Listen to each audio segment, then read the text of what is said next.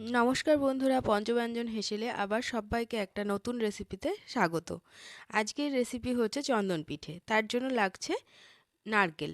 নারকেল এখানে মিডিয়াম সাইজের ৩টে নিয়ে নিয়েছি এবং দেখো এখানে আমি নারকেল কোড়ার জন্য আজকে অন্য ধরনের একটা ঝিনুক ব্যবহার করছি।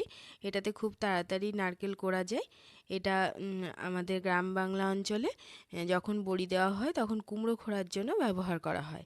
আমি এখানে নারকেলগুলো সব থালার উপরে কুড়ে নিচ্ছি। দেখো কোড়া হয়ে গেছে। নারকেলে থাকে ভিটামিন ই এবং তার সঙ্গে গুড ফ্যাট, যা ছোট থেকে বড় প্রত্যেকেরই খাওয়া ভালো। নারকেল কোড়া হয়ে গেছে, বাকি উপকরণগুলো দেখিয়ে দিয়ে এখানে চালের গুঁড়ো লাগছে, নলেন গুড় লাগছে।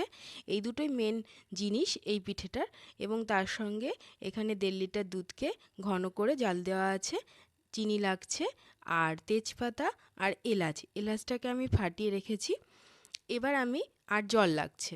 এবার আমি একটা কড়াইয়ের মধ্যে এগুলোকে মিক্সড করছি। কড়াইয়ের মধ্যে আমি দিয়ে দিলাম নারকেল কোড়াটা। এবার চালের গুঁড়োটাকে সম্পূর্ণ আমি একসঙ্গে দেব না, কিছুটা দেব। দিয়ে আমার যদি মনে হয় যে আবার লাগবে তখন আমি বাকিটা দেব। এর মধ্যে দুধটাকেও ঢেলে দিলাম। এবার এটাকে আমি ভালো করে মিক্সড করব। মিক্সড করতে করতে আমার যদি মনে হয় যে আমার চালের গুঁড়ো লাগবে তাহলে দেব। মনে হচ্ছে একটু লাগবে, যে নারকেলটা হাতে বেশি পাচ্ছিল, সেটা বুঝলাম। এইভাবে বুঝে নিতে হবে। আর জলও প্রায় আমার ১.৫ লিটার মতনই লাগবে। আমি প্রথমে ১ লিটার ঢেলে নিয়েছি। দেখো ঠিক এরকম পাতলা হবে যখন প্রথম বসাবো। ১.৫ লিটারের মতন আমার জলের পরিমাণ লাগবে। আমি ১ লিটার ঢেলেছি, আরও হাফ লিটার মতন আমি ঢেলে দিয়েছি তারপরে। এবার দেখো আমি গ্যাসে বসিয়ে দিয়েছি জাল দিতে। এবার অনেকটা পরিমাণে জাল পড়বে, সময় লাগে এই পিঠেটা তৈরি হতে, অনেকটা সময় লাগবে। এর মধ্যে আমি তেজপাতাটাকে দিয়ে দেব, আর এলাচটাকে পরে গুঁড়ো করে আমি এটার মধ্যে মিক্সড করব। একটু চিনি, সামান্য চিনি দিয়ে গুঁড়ো করে নেব, নিয়ে তারপরে এটার মধ্যে দিয়ে দেব। তেজপাতাটা আমার দিয়ে দেওয়া হয়ে গেছে এর মধ্যে। এবার এইভাবেই জাল পড়তে থাকবে আর অনবরত নাড়তে থাকতে হবে। এই রেসিপিটা হচ্ছে আমার ঠাকমার সময়কার। আমার ঠাকমা প্রত্যেক বছরই এই পিঠেটা দেখতাম করতো, এবং সেটা খড়ির জালে। খড়ির জালে এই পিঠেটা সবথেকে ভালো হয়। যে কোনো পিঠেই খড়ির জাল হলে বেশি সুন্দর হয় সেই পিঠে। গ্যাসে তো জালটা ঠিকঠাকভাবে ছড়িয়ে পড়ে না, যার জন্য যে কোনো পিঠেই করতে গেলে একটু অসুবিধা হয়। এর মধ্যে দিয়ে দিচ্ছি আমি নলেন গুড়। গুড়টা আমি মোটামুটি মিডিয়াম বাটির ১ বাটি ভর্তি দিচ্ছি। পরে যদি মনে হয় যে আরেকটু লাগবে তাহলে আমি আবার দিয়ে দেব। গুড়টা কিন্তু একদম খাঁটি গুড়, রঙটা দেখেই তোমরা বুঝতে পারছো। আর এর সঙ্গে চিনিটাও দিয়ে দিয়েছি। দেখো রঙটা কত সুন্দর চলে এসেছে। এইভাবে জাল পড়তে থাকবে।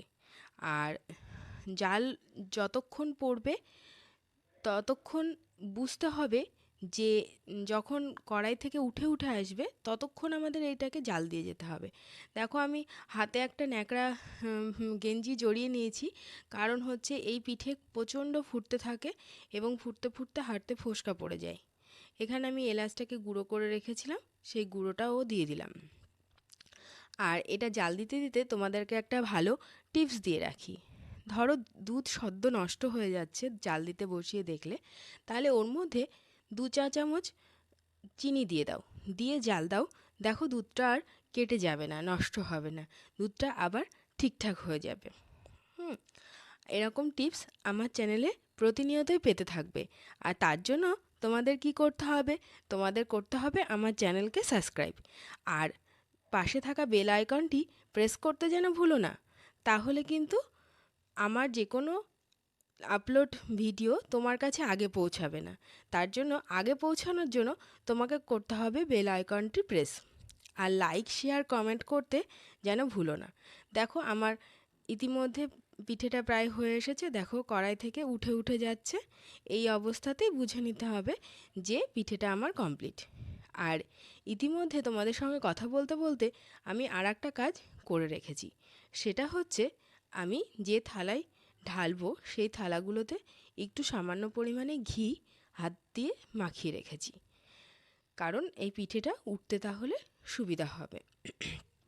দেখো আমার ঢালা হয়ে গেছে। এটা ঠান্ডা হলে আমি চাকু দিয়ে পিস পিস করে কাটবো। আর একটু স্বাদের জন্য বলতে পারো, ডেকোরেশনের জন্য বলতে পারো, একটু আমি সামান্য কাজু বাদাম আধ ভাঙা করে নিয়ে সেইটা আমি এর মধ্যে দিয়ে দিচ্ছি।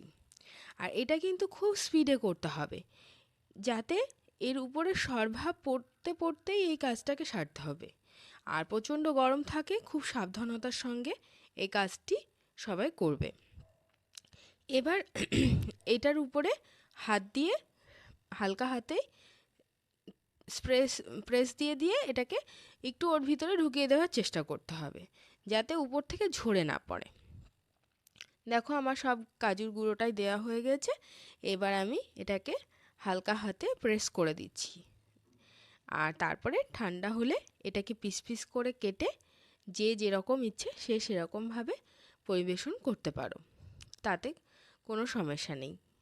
কেউ চৌকো করতে পারো, কেউ বরফি করতে পারো, যার যেটা খুশি। দেখো কি সুন্দর কালার এসেছে এবং দেখতেও কত সুন্দর লাগছে। তাহলে আমরা এবার এটা টেস্ট করতে যাই। আর তোমরা ঘরে তৈরি করার জন্য উপকরণগুলো গুছিয়ে নাও ততক্ষণ। আর ততক্ষণের জন্য টাটা বাই বাই। আবার আসছি যে কোনো রেসিপি নিয়ে তোমাদের সামনে।